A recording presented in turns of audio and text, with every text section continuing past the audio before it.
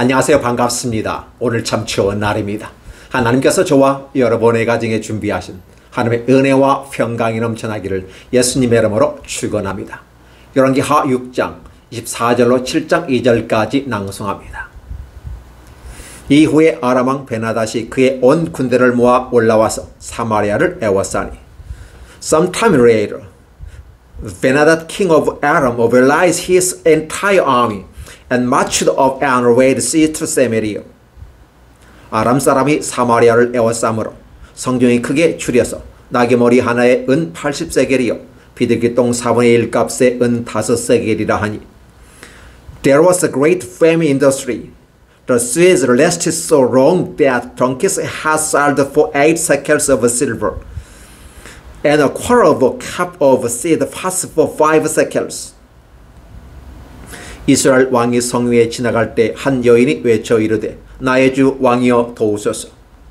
As the king of Israel was passing by on the wall, the woman cried to him, Help me, my lord the king.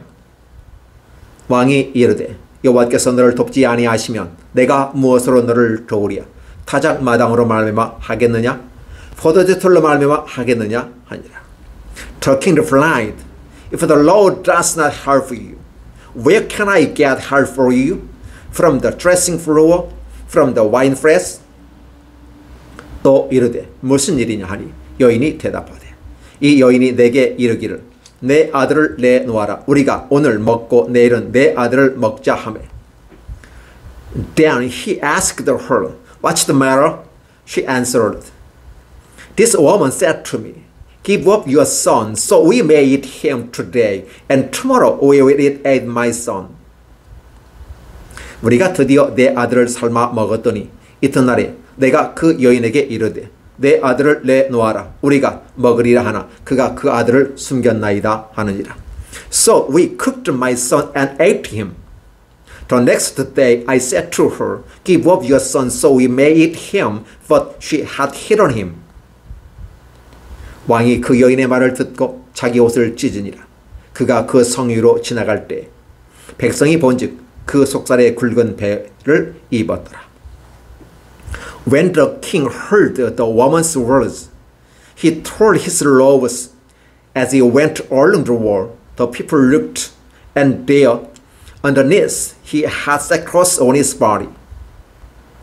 왕이 이르되 사바의 아들 엘리사의 머리가 오늘 그 몸에 붙어 있으면 하나님이 내게 벌 위에 벌을 내리실지로다 하니라. He said, May God deal with me, we in ever severely. If the head Elisha son of Shaphat remain on his shoulders today. 그때 엘리사가 그의 집에 앉아 있고 장로들이 그와 함께 앉아 있는데 왕이 자기 저수에서 사람을 보냈더니 그 사자가 이르기 전에 엘리사가 장로들에게 이르되 너희는 이 살인한 자의 아들이 내 머리를 베려고 사람을 보내는 것을 보느냐? 너희는 보다가 사자가 오거든 문을 닫고 문 안에 들이지 말라. 그의 주인의 발소리가 그 뒤에서 나지 아니하느냐 하고. Now Elisha was sitting in his house, and the elders were sitting with him. The king sent a messenger ahead, but before they arrived, Elisha said to the elders, Don't you see how this murderer is sending summons to cut off my head? Look, when the messenger comes, shut the door and hold this sword against him. Is not the sound of his master's footsteps behind him? 무리와 말을 할 때 그 사자가 그에게 이르니라. 왕이 이르되 이 취향이 여호와께로부터 나왔으니 어찌 더 여호와를 기다리리요? While he was still talking to them, the messenger came down to him, and the king said, This disaster is from the Lord. Why should I wait for the Lord any longer? 엘리사가 이르되 여호와의 말씀을 들을지어다. 여호와께서 이르시되 내일 이맘때 사마리아 성문에서 고운 밀가루 한 수아를 한 세겔로 매매하고 보리 2 수아를 한 세겔로 매매하리라 하셨느니라. Elisha said, Hear the word of the Lord. This is what the Lord says. About this time tomorrow, A seah of flour will sell for shekel and 2 seahs of barley for the shekel at the gate of Samaria. 그때 왕이 그의 손에 의지하는 자 곧 한 장관이 하나님의 사람에게 대답하여 이르되 여호와께서 하늘에 창을 내신들 어찌 이런 일이 있으리요 하더라. 엘리사가 이르되 내가 내 눈으로 보리라. 그러나 그걸 먹지는 못하리라 하니라. The official on whose arm the king was leaning said to the man of God, Look, even if the Lord should open the floodgates of the heavens, could this happen? You will see it with your own eyes, answered Elisha, but you will not eat any of it. 열왕기 하서 6장 24절로 7장 2절까지 말씀입니다. Second Kings chapter 6, 24 through 72. Thank you. 안녕하세요. 반갑습니다. 오늘 참 좋은 날입니다. 하나님께서 저와 여러분의 가정에 준비하신 은혜와 평강이 넘쳐나기를 예수님의 이름으로 축원합니다. 열왕기 하 6장 24절로 7장 2절에 있는 말씀을 중심으로 위기는 그 사람과 공동체의 생각을 드러낸다 라는 제목으로 말씀을 나누고자 원합니다. 학자인 칼 융은 이렇게 말을 하고 있습니다. 사람에게는 내면적 인격과 외면적 인격으로 표현하고 있습니다. 내면적 인격을 드러낸다면 사람에게서 우리 마음에 오염된 심성을 갖고 있기 때문에 좋은 것이 나올 리가 없기 때문에 바로 외면적 인격인 이 페르소나 가면을 쓰고 있다고 하면서 우리의 생각을 드러내서는 안 되고 또 우리의 것을 숨겨서 깨끗하고 멋있고 아름다운 모습으로 있다는 말을 합니다. 이것을 우리 동양에서는 이렇게 말합니다. 긍정적인 부분에서는 우리는 예절 문화 속에 있다. 사람은 사람이 살아갈 때 기본적인 예절을 지켜서 상대방의 예우를 갖춰야 된다라고 말하면서 사실은 가면 문화를 얘기하고 있는 겁니다. 긍정적인 의미에서 예절이란 말을 씁니다. 그러나 부정적인 의미에서는 체면 문화라고 표현해 볼 수도 있을 것입니다. 체면이라고 하는 것은 나는 그에 동의하지 않지만 사회가 그렇게 말하니까 어쩔 수 없이 난 따라가는 거야. 그러면서 부정적인 의미에서 말할 때 바로 쓰게 됩니다. 그렇다 보면 저와 여러분들의 마음속에 과연 무엇이 있기에 저와 여러분의 마음속에 얼마만큼 많이 정화되어지고 하나님 말씀으로 우리의 심령이 더 아름답게 건축되어져 있는지, 하나님 말씀이 우리의 안에 얼마만큼 안착이 되어졌는지, 하나님 말씀이 얼마만큼 우리 안에 도금이 되어져 우리의 믿음이 금과 같은 믿음으로 정금과 같은 모습으로 다시 재생산될 것인가를 생각해 보는 것입니다.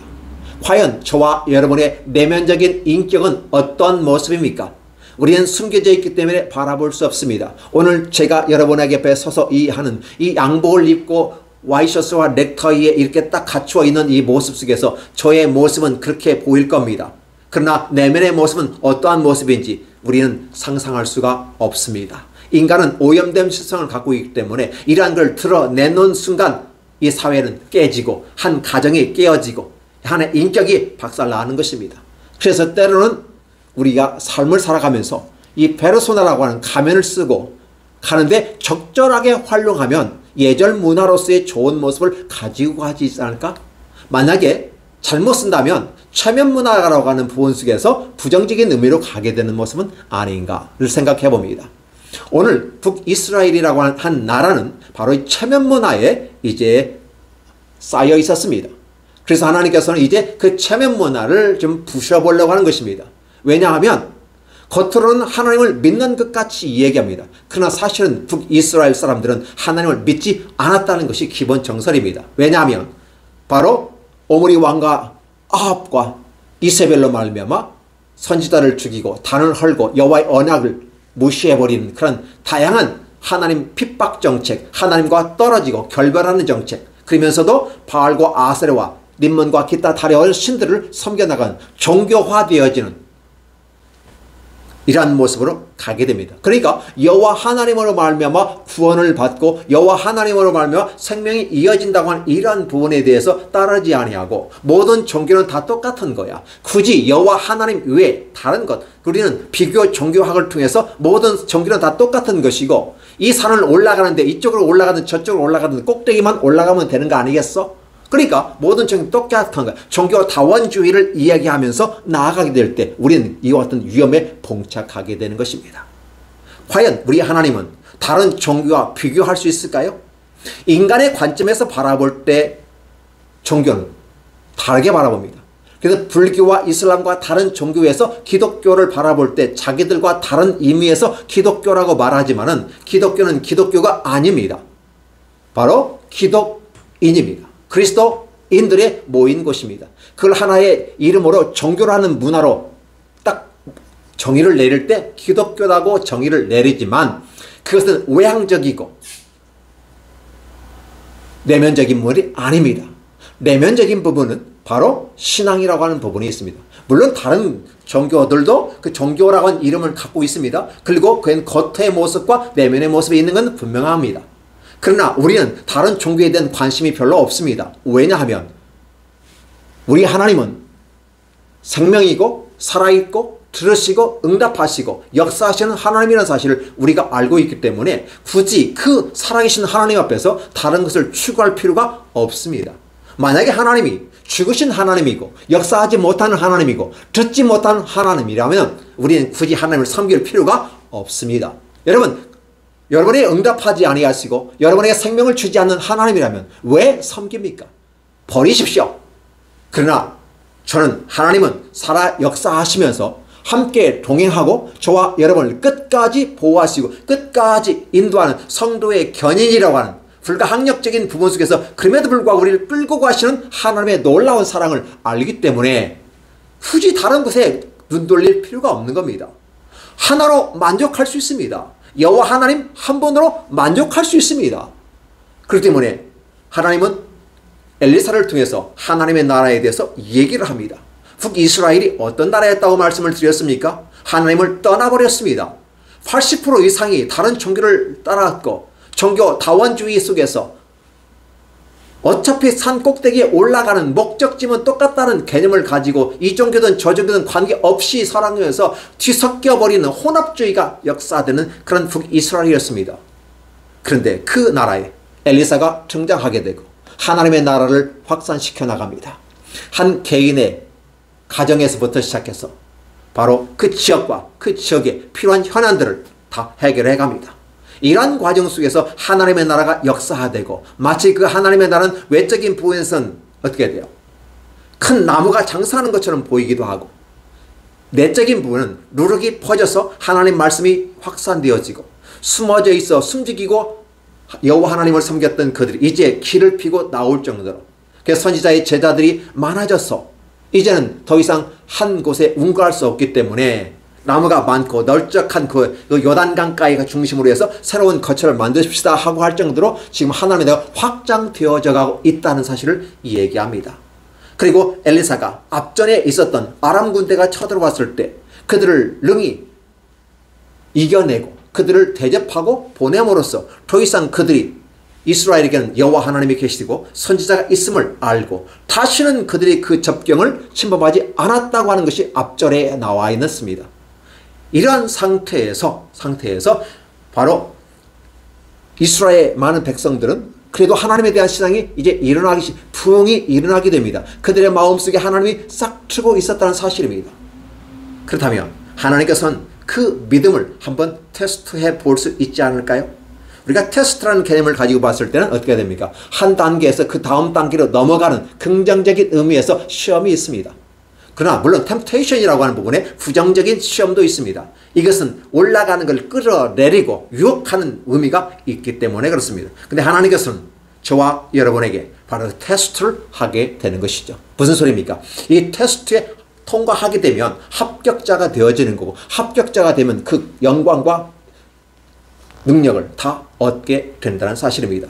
그러면 북이스라엘에게 하나님께서는 오늘 중간고사라고 볼 수 있을까요? 아니면 수행평가라고 볼 수 있을까요? 우리 학생들이 바라보며 함께 학교에서 진행되는 한 학기 중에서 중간평가가 있고 중간평가와 아울러서 수행평가라고 하는 10점, 20점, 10점짜리들이 더 뒤따라오게 됩니다. 그래서 이제 최종적인 부분에서 전인격적으로 전 삶의 학습하는 과정을 볼 수 있게끔 만드는 것이 수행평가인데 하나님은 오늘 학교에 있는 학생들에게 바로 그런 테스트를 하는 것처럼 이스라엘 백성들이 엘리사의 그 기적과 능력과 그 모든 것들을 직접 경험하고 귀로 들었던 모든 것들, 그래서 그들의 마음속에 하나님의 나라가 확장되어 있는 이 사실이 얼마만큼 그 안에 확장되었을까, 얼마만큼 그 안에 안착이 되어졌을까, 얼마만큼 하나님의 말씀으로 바로 도금되어졌을까를 생각해 보는 것입니다.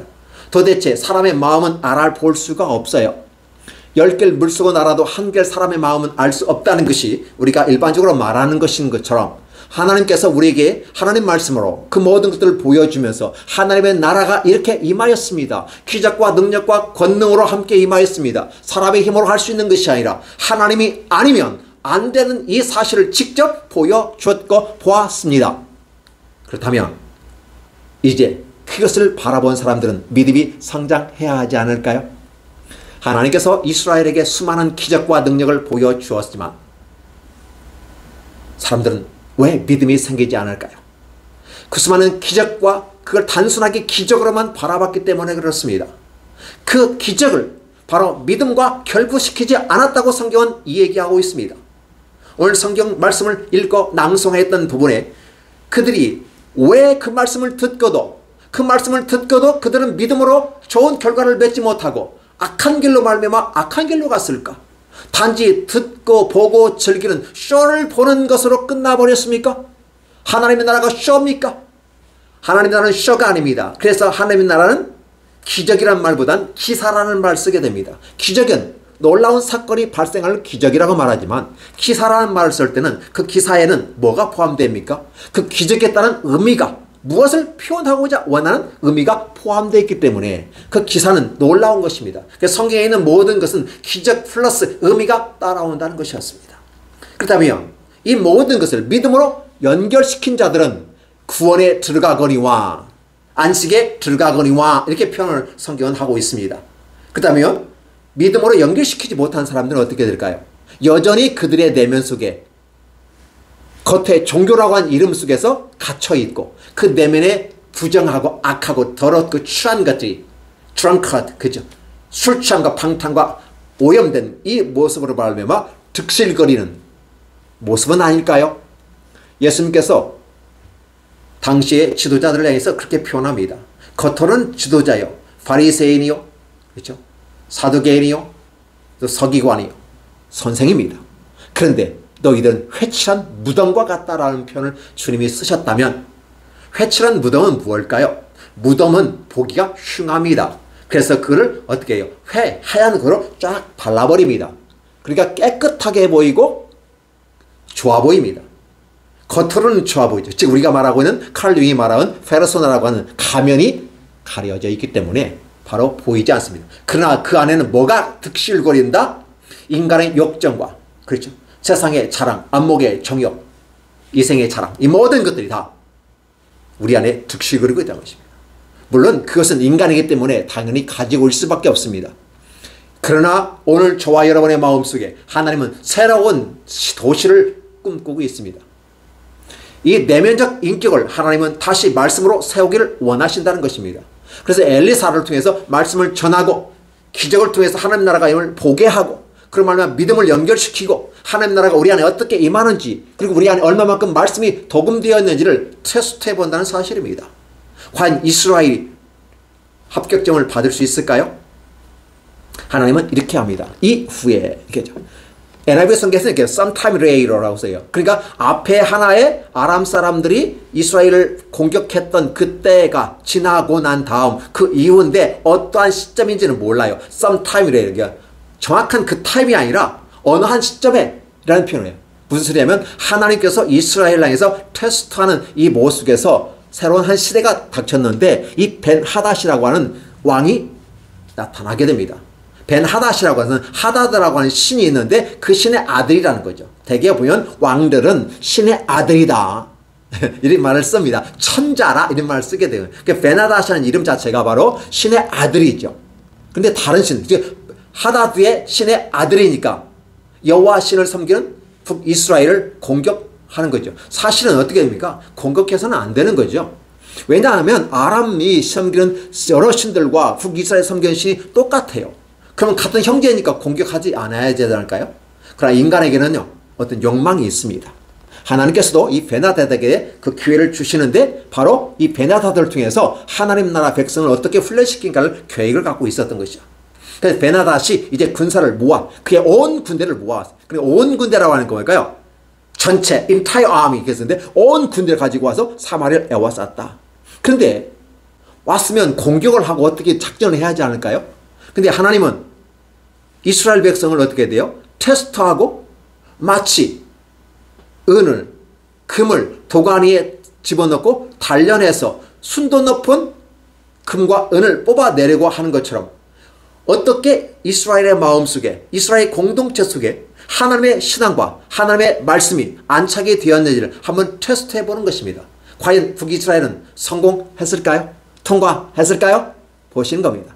아람 사람이 사마리아를 에워싸므로 왜요? 지금 바로 공격해가지고 그 성을 점령하는 것이 아니었습니다. 그냥 포위를 하고 엄청난 숫자로 왔기 때문에 엄청난 군사력을 갖고 왔고, 그래서 그들은 군 식량을 갖고 왔기 때문에 그냥 그 주변을 둘러싸버립니다. 그럼 어떤 결과예요? 이 성으로 들어가는 모든 물자를 다 막아버려요. 물도 차단해버리고 먹는 음식도 차단해버리고 이런 모습입니다. 우리가 전쟁이 일어나면 우크라이나 전쟁으로 말하면 세계가 지금 막 뭐랄까요? 굉장히 어려운 시절입니다. 한 나라에서는 총리가 물러나기도 하고 이 경제가 막 어려워지는 겁니다. 근데 오늘 이 북이스라엘에 뭐가 생깁니까? 사마리아 에워쌌으므로 성중에 크게 줄여서 굶주림이 심각하게 납니다. 어느 정도 심각하냐면 그때 당시에 맛도 없고 잘 먹지도 않는 나귀 머리 하나에 은 80세겔을 받아야 돼. 비둘기똥 4분의 1 값에 은 5세겔을 줬다. 이것은 극한의 어떤 인플레이션이 이렇게 표현되는 것입니다. 왜냐하면 성을 쥐어쌌기 때문에 물도 들어가지 않죠. 먹을 음식도 들어가지 않죠. 이제 완전히 제한된 그 범위에 갇혀있는 모습. 결국 앉아서 굶어 죽어야 되는 상황입니다. 이런 심각한 상황이 발생합니다. 저는 저와 여러분의 삶 속에 이러한 극단적인 어떤 삶의 환경이 있지 않기를 간절히 원합니다. 우리 세대에 전쟁이 없기를 원하고 우리 세대에 이러한 일이 발생하지 않기를 원합니다. 발생한다 할지라도 잘 극복하고 새로운 어떤 지혜를 통해서 믿음을 통해서 나아간다면 더 좋을 텐데, 그러나 이왕이면 이런 환난과 이런 굶주림과 이런 고난이 우리에게 없기를 예수님의 이름으로 축원합니다.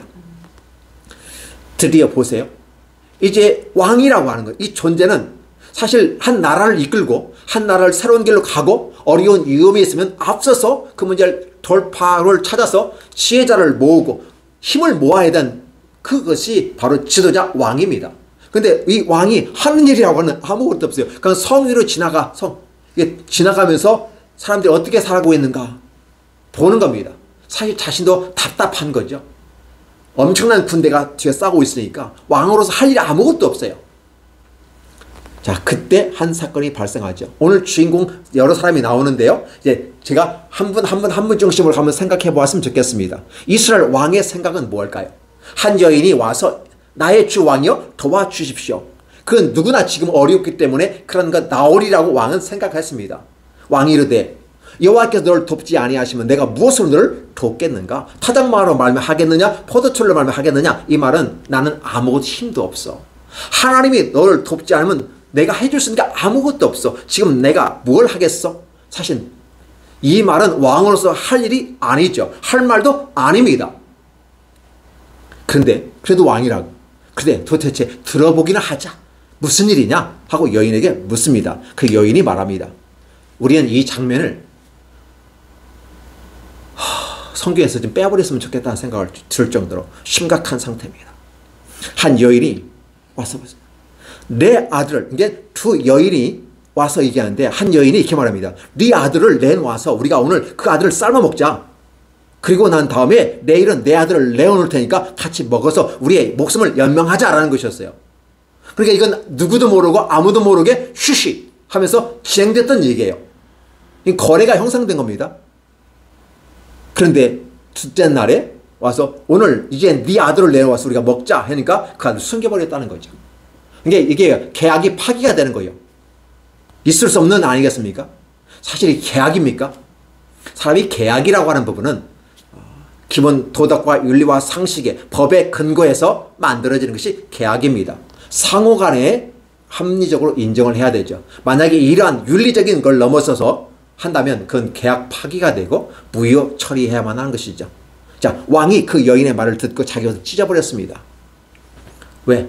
이것은 인간으로서 할 수 없는 일이기 때문에 아무리 굶주리고 아무리 어렵고 아무리 힘들어도 자기 자식을 잡아 삶아서 먹는다고 하는 이것이 말이 됩니까? 그만큼 인간의 마음속에 무엇이 있다는 걸 얘기합니까? 그들에게는 믿음이 없고 당장 한 조각 먹을 떡을 찾아서 헤매는 그 여인들의 모습을 그대로 적나라하게 한 사례를 통해서 보여주는 것입니다.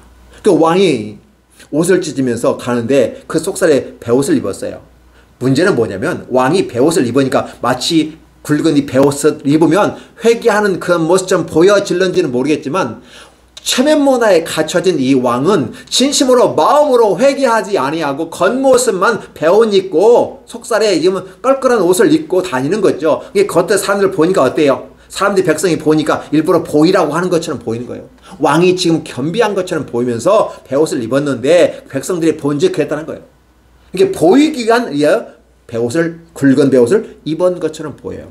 만약에 그가 진정 그 마음에 속적인 내면의 인격을 바로 세우고 하나님 앞에서 회개한다든지 새로운 방법을 구한다면 그렇게 하지 않았는데 여전히 이 왕도 가면을 쓰고 있더라는 것입니다.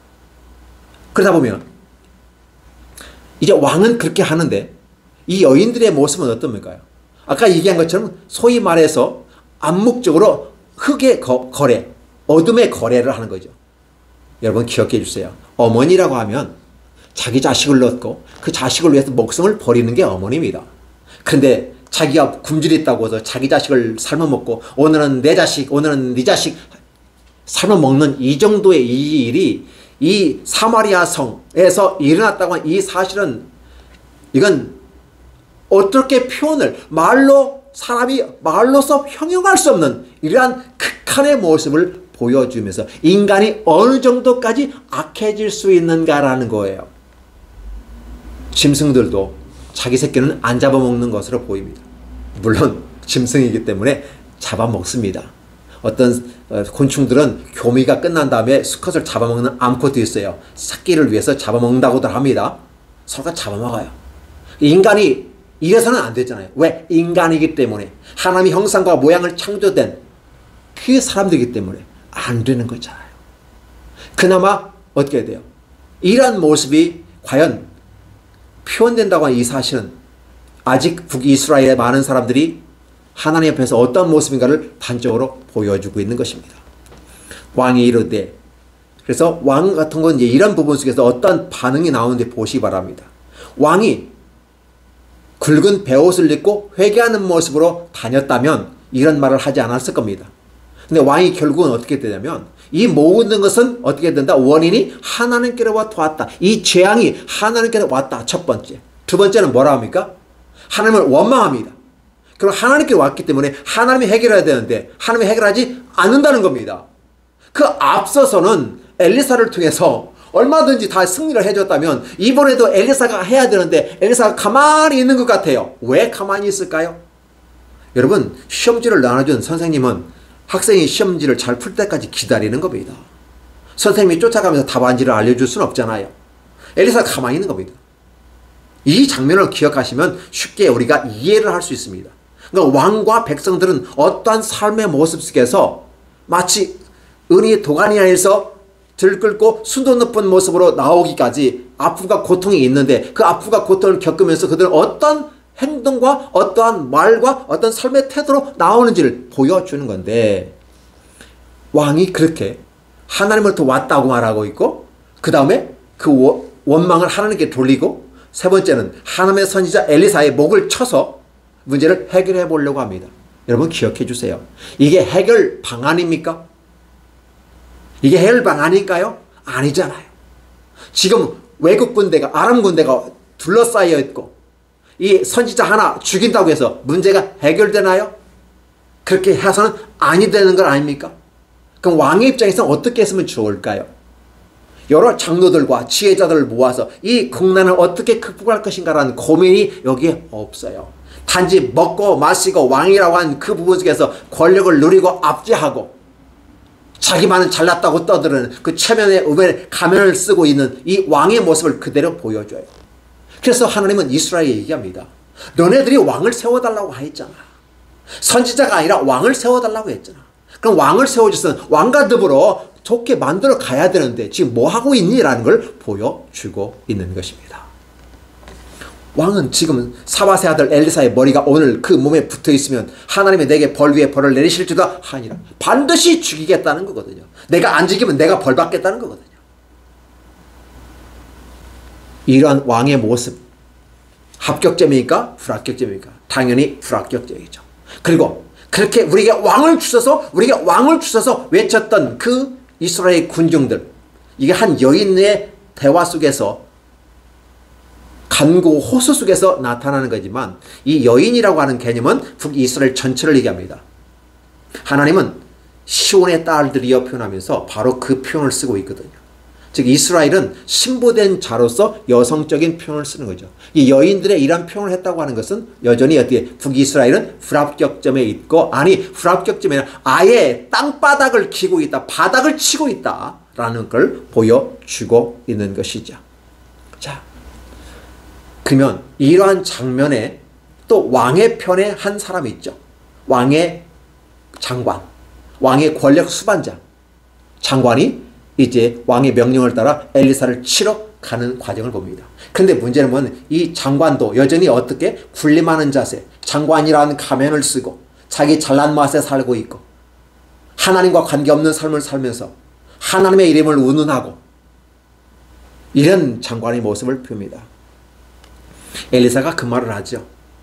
이런 상황이 발생하니까 드디어 이제 시험 끝. 엘리사가 얘기합니다. 시험 끝났어 라고 하죠. 그러면 시험 끝났으면 이제 그 문제를 해결해야 하지 않을까요? 왜? 시험을 냈는데 학생들이 못 풀었으니까 이제 선생님이 가르쳐줘, 풀어줘야 되죠. 그래서 엘리사가 이렇게 말합니다. 엘리사가 집에 앉아있고 장로들이 그와 함께 앉아있어요. 사실 장로들이 누구하고 있어야 돼요? 왕과 함께 있어야 돼요. 왕과 함께 토론하고 문제 해결할 방법을 짜고 있어야 되는데 장로들이 지금 엘리사와 함께 있는 겁니다. 그러면 장로들도 어떻게 해야 돼요? 엘리사와 함께 있으면서 어떻게 해요? 시험관으로 지켜보는 거예요. 자, 왕이 자기 초수의 사람을 보냈더니 그 사자가 엘리사 전에 와서 장로들이 이렇게 오는데 엘리사가 그 말하기를 엘리사가 장로들에게 이르되 너희는 이 살인자의 아들이 내 머리를 베려고 사람을 보내서 보낸데 너희가 오면 그를 들이지 말고 문을 닫아버려라 이렇게 얘기합니다. 살인자의 아들로 표현하고 있거든요. 결국은 이 장관조차도 어떻게 돼요? 왕과 함께 있었던 그 가면의 모습 속에서 겉으로는 하나님의 장관 같고 하나님의 군사여 방백같이 느껴지지만 결국은 하나님과 관계없는 사람이라는 걸 보여줘요. 그의 언어를 한번 보시기 바랍니다. 무리와 말을 할 때 사자가 그에게 이르니라. 왕이 이르되 이 재앙이 여호와께로부터 나왔으니 어찌 더 여호와를 기다리요. 이건 누가 쓴 말이에요? 왕이 쓴 말이에요. 왕이. 그걸 그대로 반복하면서 나아가니까 어떻게 돼요? 엘리사가 여호와의 말씀을 들을지어다. 그 얘기하면 아멘, 아멘, 아멘 하고 들어야 하지 않을까요? 자, 중요한 것은 사람이 시험에 실패할 수도 있습니다. 제가 틀렸네요 라고 얘기하면서 그럼 왜 틀렸을까요? 라고 문제풀이하면 좋지 않을까요? 그러면 문제풀이라고 하는 개념은 여호와의 말씀을 듣는 겁니다. 여호와의 말씀을 듣지 않았기 때문에 그 답을 못 풀었으니까 이제 여호와의 말씀을 들으면 답이 풀리게 됩니다. 여호와의 말씀을 들을지어다 라고 했는데 여호와께서 이르되 내일 이맘때에 사마리아 성문에 고운 밀가루 한 스와에 한 세겔로 보리 두 쌀 한 세겔로 하겠다. 평상시에 평화의 시대에 있을 그런 경제 거래 방법을 쓰게 되는 것입니다. 있을 수 없는 일이에요. 아람 군대가 쥐어짜고 있는 순간에는 먹을 것은 가면 갈수록 시간이 지나면 지날수록 먹을 건 떨어지게 되는 것이고 다 잡아먹고 다 없애버립니다. 결국 남아있는 건 사람만 남고 그건 사람만 남았는데 결국 아들까지 잡아먹는 이 사태가 발생한 거죠. 그런데 이런 일이 발생할 거라고 얘기해요. 말도 되지 않는 말과 현상에서 이 현재 속에서 불가능한 사건을 엘리사가 얘기해요. 근데 하나님 말씀이라고 얘기해요. 여러분 같으면 이걸 받아할까요? 거부할까요? 이 장관이 봤을 때 일반적 상식의 기초에 볼 때 합리적 판단으로 봤을 때 그건 불가능하다는 사실을 얘기하는 거죠. 당신이 아무리 하나님의 선지자고 하나님이라 할지라도 그건 불가능한 거야 라고 하는 것이죠. 장관이 하나님의 사람에게 대답하여 이르되 여호와께서 여호와께입니다. 하늘의 창을 내신들 큰 그 창을 내신들 어찌 이런 일이 있겠는가 하더라. 그러면 이 장관의 이 말 표현을 통해서 그 사람의 내면에 뭐가 숨겨져 있다? 장관이라고 하는 페르소나의 가면 속에 숨겨진 그의 밑바닥을 치는 믿음, 아니 믿음 자체가 없는 것이죠. 공허한 비어버린 이 그들의 심령 속에 아무것도 정착이 되지 않았어요. 이런 것을 그대로 보여주고 있습니다. 그럴 때 엘리사가 이렇게 합니다. 내가 내 눈으로 보리라. 그러나 그를 먹지는 못하리라. 라고 예언을 또한 해주고 있습니다. 오늘 이게 본문의 마지막이란 말이에요. 우리는 이러한 장면들을 바라보면서 자, 첫 번째 왕의 모습 탈락입니다. 그리고 그 왕을 우리에게 주셔서 우리는 왕과 더불어 행복한 삶을 살 수 있고 하나님을 잘 섬길 수 있겠습니다 라고 말했던 그들 여전히 어떻게 합니까? 박살나버렸어요. 왕은 백성에게 아무것도 해줄 수 없어요. 권력을 잡은 권력자들은 백성을 먹이고 이끌 책임을 있어요. 자기는 먹을는지 몰라도 백성들은 굶어 죽어가고 있는 그 모습에 아무 책임도 느끼지 않으면서 겉으로는 굵은 베옷을 입은 것처럼 쇼하고 가면 쓰고 다니면서 회개하는 것처럼 느껴지지만 전혀 회개하지 않은 모습, 오직 하나님께 원망하고 그 선지자를 죽이려는 약한 모습, 이게 원래 북이스라엘의 모습이었다는 걸 보여주고 있는 것입니다. 어떠세요? 여러분이 하나님이라면 북이스라엘 합격 좀 주시겠습니까? 아직도 멀었구나. 아직도 멀었구나. 언제까지 그렇게 하겠느냐라고 하나님은 얘기하는 것을 볼 수 있습니다. 근데 오늘 저와 이런 장면 속에서 그렇다면 우리는 이런 어떻게 이런 만약에 저와 여러분에게 이런 환기 절대 있지 않기를 예수님의 이름으로 축원합니다. 여러분에게 늘 평화와 기쁨과 아름다운 경제 활동이 이루어지고 이 땅에서 풍요가 넘치기를 예수님의 이름으로 축원합니다. 그러나 만약에 여러분에게 이러한 상황이 발생한다면 어떻게 하겠습니까? 첫 번째, 하나님 살려주세요. 재미있는 건 뭐냐면 하나님을 운운하고 이 모든 재앙이 하나님께로 왔다. 지금 하나님이 이 이스라엘 백성이 뭘 했는데 오히려 하나님의 나라 베풀어 주고 은혜를 주셨잖아요. 그런데 지금 문제는 아람 군대인데 아람 군대에 대해서는 전혀 얘기하지 않고 엉뚱하게 하나님에 대해 원망하고 있는 모습을, 그러니까 원망하니까 하나님께 나갈 수 없죠. 이 재앙이 하나님께 왔다. 그럼 하나님의 존재를 인정하는 거잖아요. 하나님 살아계셨다는 거잖아요. 이 재앙을 누린 건 하나님이라는 걸 사실은 하나님이 하셨어요. 왜? 아람 군대를 데려왔으니까. 이걸 어디서 찾아볼 수가요? 사무엘 상하에 보면, 사무엘 하에 보면 다윗에게 말합니다. 너희가 잘못했을 때 인생 막대기와 채찍을 하겠다. 사람은 사람으로, 나라는 나라로, 환경은 환경으로 하나님은 치겠다고 했는데 이 북이스라엘 전체를 시험할 때는 어떻게 돼요? 나라를 수서해야 되니까 아람 군대를 데리고 온 거죠. 그럼에도 불구하고 공격은 하지 않고 그냥 딱 해서 지금 어떻게 돼요? 포위만 하고 있는 거죠. 고사작전 쓰고 있는 겁니다. 그러면 이 부분을 빨리 문제를 인식한다면 하나님 풀어주십시오. 저 군대를 풀어주십시오라고 해야 하지 않을까요? 지금 문제는 뭐예요? 저들이 감싸고 있기 때문에 우리가 물자가 상호 돌아가지 않기 때문에 이런 폐단이 발생했고 이런 말미암아 인간으로서 할 수 없는 극단적인 모습이 됐다면 하나님 진짜 옷을 찢는 게 아니라 마음을 찢고 회개하고 통곡하면서 하나님 앞에 울고 또 울어야만 하는 것입니다. 그런데 하나님 살려주세요란 말이 전혀 없어요. 오직 희생양을 삼아서 처단해버리고, 그러면 문제 해결 방법도 아닌데 이 방법을 쓰고 있다는 어리석음에 그대로 표현되고 있어요. 오늘 저와 여러분이 이 성경을 보면서 바로 그런 것들을 보는 것입니다. 문제는 뭐예요? 아람 군대 때문에 그래요. 그럼 아람 군대의 문제가 왜 그럴까요? 하나님 풀어달라고 하면 되잖아요. 엘리사는 풀어버리는 것입니다. 어떻게 풀어요? 하나님께서 이제 어떻게 풀어가실지를 우리는 다음 주에 이어지는 장면을 여러분 보게 될 것입니다. 엘리사는 바로 그걸 보았고 풀어버리는 것입니다. 왕은 그렇게 엘리사처럼, 아니 왕이 엘리사를 불러서 이 문제가 하나님께로 왔다면 이 문제 해결 방법이 뭘까요? 당연히 하나님께 회개하고 하나님께 오고 하나님 살려주세요라고 하는 금식을 선포하고 하나님께 기도해야 하지 않을까요? 어차피 굶어 죽는 상황이라면 차라리 전 국민이 금식기도 하면 좋지 않을까요? 어차피 못 먹으니까 금식이라도 하면 하나님이 살려주시지 않을까요? 저는 이렇게 생각합니다. 여러분들은 어떻게 생각하십니까? 선택은 저와 여러분에게 있습니다. 저 같으면 하나님 살려주세요. 하나님 살려주세요. 하나님 살려주세요. 살려만 주세요. 금식을 할 수밖에 없습니다. 근데 금식했다는 말이 없어요. 이러한 모습들. 그리고 때로는 우리들의 삶 속에서 이렇게 시험과 그 중간평가와 수행평가가 있다고 하는 부분은 우리 삶의 긴장감을 놓지 말고 살아가야 된다는 사실을 얘기해 줍니다. 오형적인 가면의 종교, 기독교라고 하는 그 종교 속에 들어오면 하나님의 아들이 되고 딸이 된다는 걸 얘기하는 게 아닙니다. 아브라함의 자손으로서 구원받는 게 아니라고 그랬습니다. 이삭의 자식으로 구원받는 것입니다. 아브라함의 자식은 이스마엘도 있고 구드라의 아들들도 있습니다. 중요한 것은 아브라함의 자손이라고 했다 구원받는 게 아니라 아브라함의 자손인데 이삭의 자손이고 믿음의 자손으로 이어질 때만이 비로소 구원에 들어간다는 사실입니다. 그렇다면 저와 여러분들의 모습에서 다시 한번 하나님 아버지의 자녀가 되어야지 하지 않을까요? 바알과 아세라와 림몬신과 기타 여러 잡신들을 그들을 섬기면서 그들의 아들이 되었어요. 이 베나닷은 누구예요? 그 신들의 아들이잖아요. 북이스라엘도 결국은 그 신들의 아들로 들어가잖아요. 이제는 나와야 하지 않을까요?